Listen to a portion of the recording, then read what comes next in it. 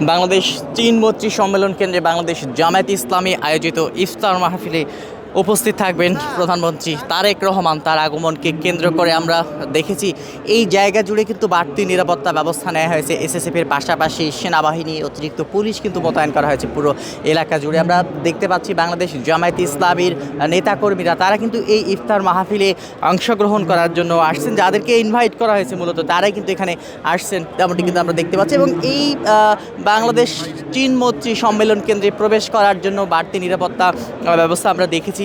সবাইকে চেকিং করা হচ্ছে, যেহেতু প্রধানমন্ত্রী তারেক রহমান তিনি আজকের এই বাংলাদেশ জামায়াতে ইসলামীর ইফতার মাহফিলে আসবেন। তার আগমনকে ঘিরে কিন্তু এমন বাড়তি নিরাপত্তা তেমনটি কিন্তু আমরা দেখছি। সব মিলিয়ে আমরা যেটি দেখতে পাচ্ছি বাংলাদেশ জামায়াতে ইসলামী আজকের যে তাদের ইফতার মাহফিল, রাজনৈতিক ব্যক্তিবর্গ, বিশিষ্ট ব্যক্তিজন, ব্যবসায়ী, সাংবাদিক থেকে শুরু করে অনেকের সম্মানে কিন্তু আজকের এই ইফতার মাহফিল। সেই ইফতার মাহফিলে আমরা দেখতে পাচ্ছি যে 3টার পর থেকেই বাংলাদেশ জামায়াতে ইসলামীর নেতাকর্মীরা তারা কিন্তু এই ইফতার মাহফিলে যোগদানের জন্য বিভিন্ন জায়গা থেকে আসছেন এবং তারা চীন মৈত্রী সম্মেলন কেন্দ্রে প্রবেশ করছেন। এর পাশাপাশি যেহেতু এখানে প্রধানমন্ত্রী তারেক রহমান তিনি উপস্থিত থাকবেন, তার আগমনকে ঘিরে কিন্তু বাড়তি নিরাপত্তা নেওয়া হয়েছে পুরো চীন মৈত্রী সম্মেলন কেন্দ্রের আশেপাশে। বাড়তি নিরাপত্তা তেমনটি কিন্তু আমরা দেখেছি। সব মিলিয়ে আমরা যেটি আপনাদেরকে দেখাচ্ছিলাম আজকের এই ইফতার মাহফিলকে ঘিরে কিছুক্ষণ আগে আমরা দেখেছি যে মামুনুল হক তিনিও কিন্তু এখানে এসেছেন। এর পাশাপাশি বিভিন্ন রাজনৈতিক দলের নেতা,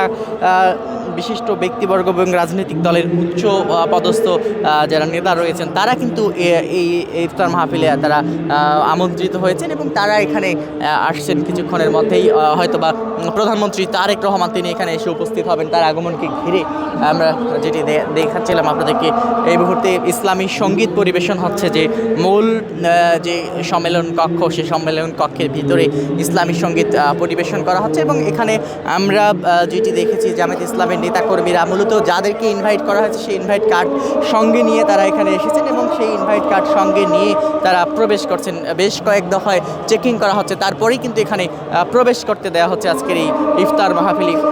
বাংলাদেশের যে পরিবর্তিত পরিস্থিতিতে এবং ত্রয়োদশ জাতীয় সংসদ নির্বাচনের পর, বিএনপি সরকার গঠনের পর তারেক রহমান প্রধানমন্ত্রী হবার পর তিনি কিন্তু বিভিন্ন বিষয়ে বেশ প্রশংসিত হচ্ছেন এবং আমরা যেটি দেখছি যে দীর্ঘদিন পর মনে হয় বিরোধী দলীয় নেতার ডাকে বিরোধী দলীয় যে দলটি রয়েছে সে দলের ইফতার মাহফিলে কিন্তু প্রধানমন্ত্রী উপস্থিত হচ্ছেন। এইগুলো কিন্তু বাংলাদেশের রাজনীতিতে ইতিবাচক হিসেবে দেখছেন সাধারণ মানুষ। তারা কিন্তু বলছেন যে বাংলাদেশের রাজনীতিতে পরিবর্তন আসছে, সাধারণ মানুষ এগুলো ভালোভাবেই নিচ্ছেন। তারেক রহমান তিনি কিন্তু আজকে এই জামায়াতে ইসলামী ডাকে সাড়া দিয়েছেন এবং তিনি এখানে ইফতার মাহফিলে উপস্থিত হবেন কিছুক্ষণের মধ্যেই। তো এই ছিল এখানকার সর্বশেষ পরিস্থিতি। আপনাদেরকে যেমনটি বলছিলাম বাংলাদেশ জামায়াতে ইসলামীর ইফতার মাহফিলে আসছেন প্রধানমন্ত্রী তারেক রহমান, কিছুক্ষণের মধ্যেই এখানে এসে উপস্থিত হবেন।